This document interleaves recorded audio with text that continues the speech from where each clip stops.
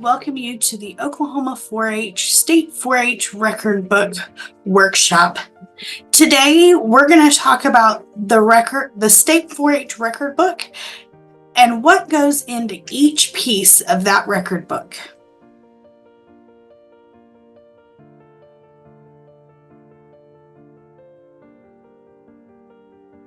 So the first question I always get asked is who can do a State 4-H record book? First, the 4-H member must be an active Oklahoma 4-H member. And the word active means program fees have been paid and they're enrolled in Z Suites. Failure to do this will result in disqualification. Now, there are some alumni scholarships and our Pickens scholarships that do not require active membership. And these are available only to Oklahoma 4-H alumni. To do a State 4-H record book, members must have started the 8th grade in the program year, which for this year would be September 1st, 2023. Members must not have completed their senior year in high school by September 1st, 2023. They can be graduating seniors, which means they would graduate in May of 2024 and still be eligible for State 4-H record books. Now, for Oklahoma 4-H Hall of Fame, that's a different story. The 4-H member still must show an active status in online 4-H enrollment, meaning they've paid their program fee and they're enrolled online in Z Suites. For 4-H Hall of Fame, they must be sophomores, juniors, or seniors in high school by September 1st, 2023. 4-H members applying for Hall of Fame must have been active in Oklahoma 4-H for at least 3 years or in another state. Now that gets kind of confusing. So let me give you a scenario in which we would take enrollment in another state. A 4-H member was a member in Oklahoma, moved to a different state, was active in their 4-H program, and then for some reason moved back to Oklahoma. We're not going to punish that child because of a decision made by parents to move and then move back. So that would be just one scenario of accepting membership from another state. If you have a question on that, always feel free to talk to your county extension educator or call the State 4-H office. Members applying for Oklahoma 4-H Hall of Fame must have submitted a state record book for at least 2 years, and that could be last year and this year. There is a new Oklahoma report form. If a 4-H member turns in the old version of the Oklahoma report form, that would result in disqualification. Those are the only 2 things that can get a 4-H member disqualified from the record book program of not being enrolled and turning in the wrong report form. One easy way to tell if you're using the most up-to-date Oklahoma report form would be to check the date at the top of page 1. It should say 2024. All project record books and advanced project record books must turn in the certification form. Now, this certification form asks some open-ended questions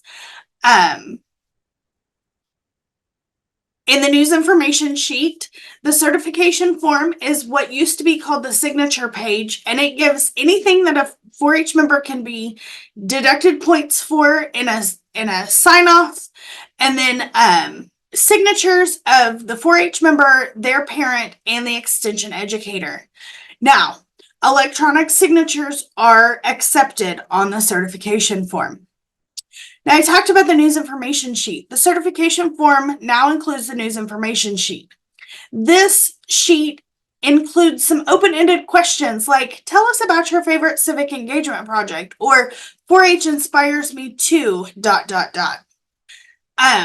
We want the 4-H members to do their best work possible, but this form is not judged by the judges. This form is used by the Office of Communications and Marketing for Extension. They will write press releases on our winners after Roundup. And then the Oklahoma 4-H Foundation uses those answers to do some member highlights for donors of each scholarship. In some of the information that you'll find, you'll see the acronym AOP, which means all other projects. This can be a combination of related projects or one focused project in which we do not have a standalone category. So, for example, if a 4-H member does a poultry project, we don't have a standalone category for poultry. So many of those books go into all other projects, small animals. The other scenario in which an AOP book would be acceptable would be in the case, for example, of family and consumer sciences. We do have an all other projects family and consumer sciences project, and that could be this 4-H member does a little bit of cooking, they do a little bit of sewing, they do a little bit of childcare, and they do a little bit of financial readiness or healthy living, but they don't have enough to fill up one book. They can combine all of those into one book in an AOP FCS project to make a well-rounded project. We have 31 project record book scholarships and 8 advanced project record book scholarships. Now, a 4-H member starts at a project record book. They do that project record book every year until they win a project record book. Once a 4-H member has won a project record book, they then move on to advanced project record books. So I could be entering beef and leadership, and if I win my leadership book, I can't turn around the next year and enter that beef book in project record books again. Now, I could turn around and enter that beef project book in advanced agriculture and be following that trajectory of project work. A 4-H member can only win one project record book in any project and one advanced project record book in their 4-H career. For all awards, the best way to ensure that you are finding some success is to, number one, ensure you're using the most up-to-date form. The remember, if you use the old Oklahoma report form, that will get you disqualified. The Oklahoma report form does not convert well from Google Docs or on a Chromebook. Please make sure you're using Microsoft Word. We learned this the hard way in 2020 when a lot of our 4-H members were using Chromebooks, and it just does not convert well, and we cannot find a way to make that work. All margins of the Oklahoma report form are 1/2 inch on all sides. If you've done a record book before, you know that there used to be some funny margins to fit in those green books, but now that we're judging virtually, we have changed that to 1/2 inch on all sides. Font size should be no smaller than 12-point font, and in these following fonts: Times New Roman, Arial, Cambria, and Calibri. This is important to remember 12-point font because the default in Microsoft Word is Calibri 11. So you'll need to make sure you're checking your font sizes to ensure that that's not a point deduction for your book. There are 6 sections to the Oklahoma report form. They are Section 1A, participation in the 4-H project. That is limited to 2 pages with focused project work in one category. So today I'm going to use the example of public speaking. So everything in my public speaking book in Section 1A should be about the chosen project. So everything in 1A would be about public speaking. Section 1B is what I've learned, limited to 1 page, focused learning in the chosen category, which in our example would be public speaking. So I would want to take everything that I've learned in public speaking throughout my years in 4-H and put that into Section 1B. Section 2 is leadership experiences. That is limited to 2 pages. Now, that does not just have to be about the project in 1A. That can be on any project that the 4-H member does. So if I've got leadership work and I choose to put, and I've got some leadership and public speaking, then I would put an asterisk at the start of that item to show the judges that that's related to the project in 1A. The same in our Section 3 Civic Engagement Experiences. That is limited to 2 pages as well.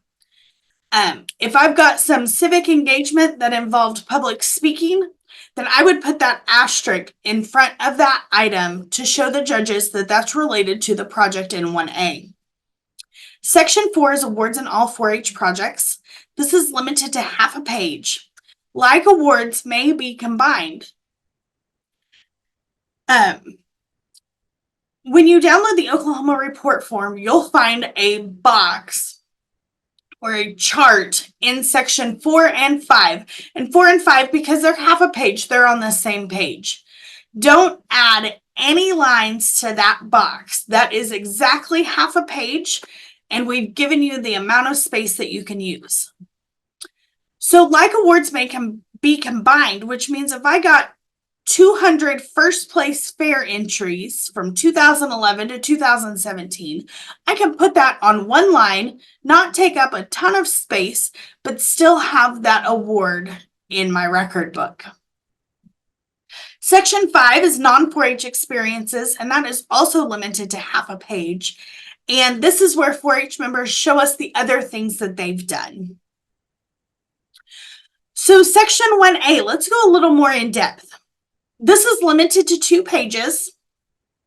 Remember, it's about one 4-H project. If your record book is in the horse project, don't list participation in public speaking unless it's related to horse. Relate your project work in the way that you would like to report it. There are tons of ways that you can show your project work in the Oklahoma report form. However, pictures and newspaper articles are not acceptable in this section. We have a whole section for photos later. We're looking for growth in skills, growth in the amount of project work and the difficulty in project work. We're looking for independent projects as well as group projects. Sharing information and teaching others are great ways for us to see that growth in project work. The most important thing that I can tell you today is that if you're not participating and you don't have project work, you're not going to fill up a record book. You need to be participating in club activities, participating in county contests and activities, participating in district contests. You've got to be participating and developing that project work in order to have a successful record book. Some easy ways to do that are to develop your own project activities. Maybe you're the leader of a project club or a team leader in a project club. Maybe you're developing your own community service activities. You've got to be active in order to show good project work in this record book. The next couple of slides, I'm going to show you some examples of how some 4-H members have put in their work in their record book. Now remember, there is no one set way to do this. So you could do this or a combination of a few things. So you can see in this top box that they have given some speeches and presentations. Now this is from a leadership book.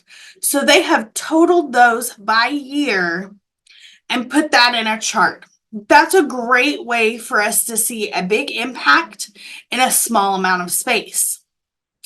We all have those things that we do year to year, every year. We call those the stable projects. So you can group those in one line and not take up 3 or 4 lines in your record book because you are limited on space. You can list things out every time by year. So you can see this 4-H member in 2017 secured judges coordinated the sidewalk chalk contest, and led pledges and vespers at State 4-H Roundup. That is a great thing to put in a leadership book, and they listed it by year. Now, this was a very interesting way for a 4-H member to show us some project work. They gave us a small paragraph about the workshop they taught, and then they listed every place they taught it, along with how long the workshop was and how many youth they taught to. I thought this was a very creative way to show project work. Section 1B, what I've learned in this project. We're looking for things that are age appropriate, increasing in complexity as the 4-H member gets older. The majority of time, these are written in statements by year. So one thing that you'll notice in this example is that they don't say, I learned blank, I learned blank. You don't have to put the words I learned in there because that's the name of the section and we understand that you're telling us what we learned. Showing why something is important to your learning and your project can make a bigger impact when listing these things that you've learned. Section 2 is leadership experiences, and you get 2 pages for that. Now remember, if it's about the project in 1A, you're going to put an asterisk by that. We're looking for growth as a leader. Include things like offices. That could be club offices, county offices, district offices, state responsibilities. That could be workshops you've taught. Now, if they're about the project in 1A, you might put those in the section 1A. But if they're on other things, go ahead and put that in the leadership section. Conferences attended that taught leadership skills. Every district has a fall leadership conference. They're called many different things. Well, they're called 3 different things. But making sure that you're putting that in your record book can show that you're learning those leadership skills and increasing your leadership opportunities. Serving on committees is a great thing to put in this leadership section because so many skills are learned by serving on committees and leading committees. Section 3, civic engagement experiences, 2 pages. Now, if that civic engagement experience was about the project in 1A, you're going to put that asterisk in front of it. This is looking for growth and knowledge of being a good citizen. That could be lots of different things.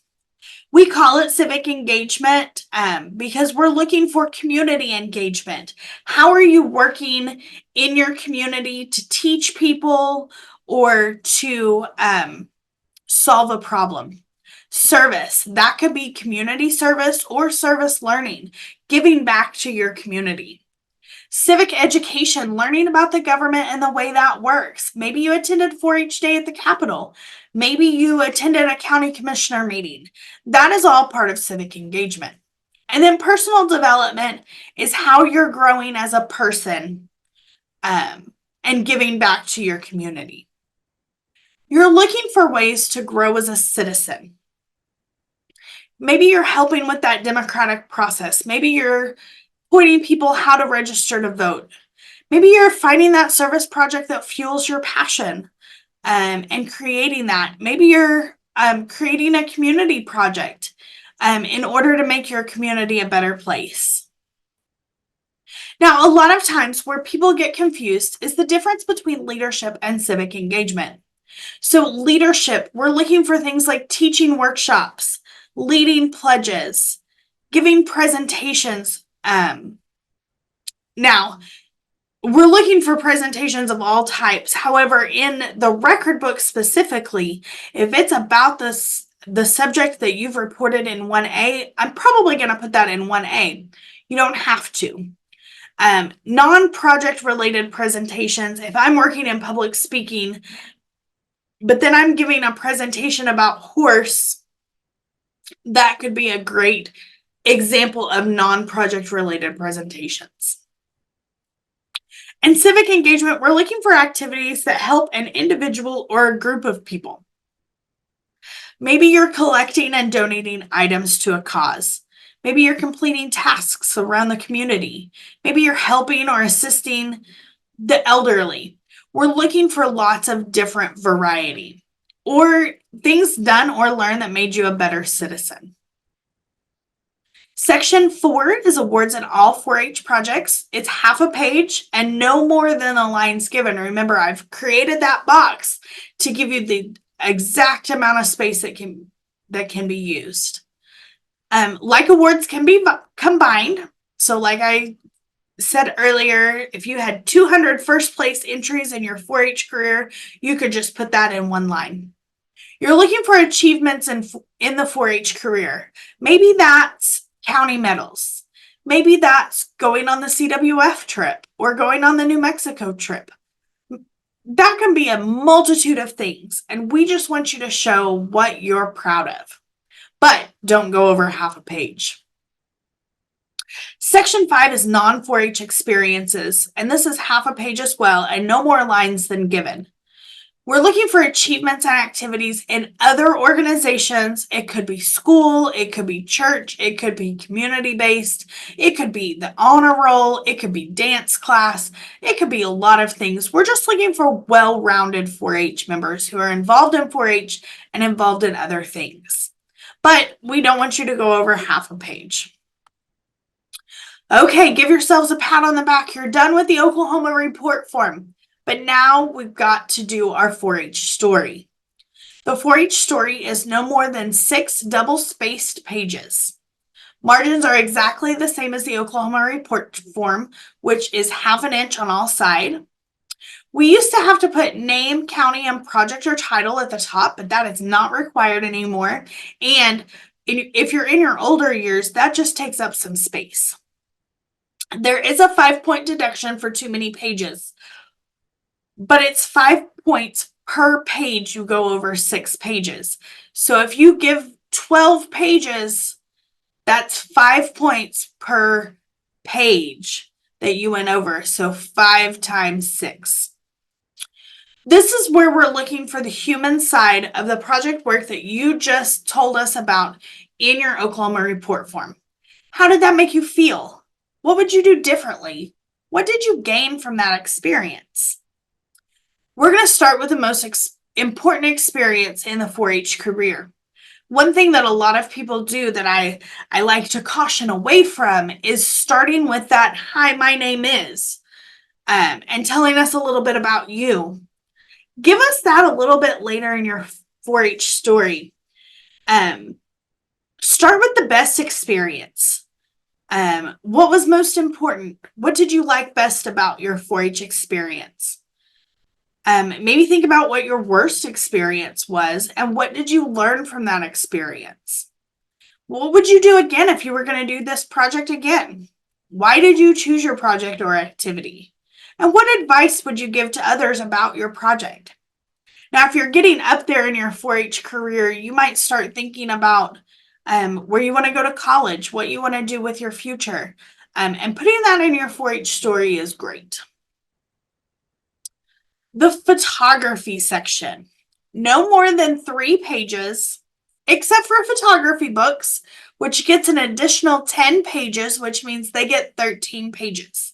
Now, in a photography book, 3 of those pages needs to be the 4-H member in the photo, taking photos, or setting up photography. The additional 10 pages is set aside to showcase the work that they did in their photography project. So, showcasing those photographs that they took. Margins are the same as the Oklahoma report form. All sides are ½ inch. There's a 5-point deduction for too many pages, which is the same as the story, which is 5 points per page. This is the only place for photos in your record book. We're looking for growth of all kinds. Photos when you were 9, photos when you were 18, photos when you were 12, and then photos showing the increased complexity of your project work are great. We're looking for those active photos. Not those grip and grin in front of a blue background photos. We want to see you doing your project work. And probably the most important thing with the photo section is those captions. Give us a short description of what's happening in the photo and what's important. There's a big difference in here I am planting a garden, and here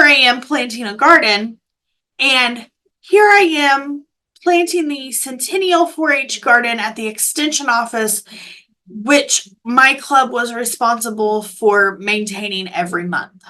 There's a big difference in those captions. So giving us as much information as possible in a short amount of space.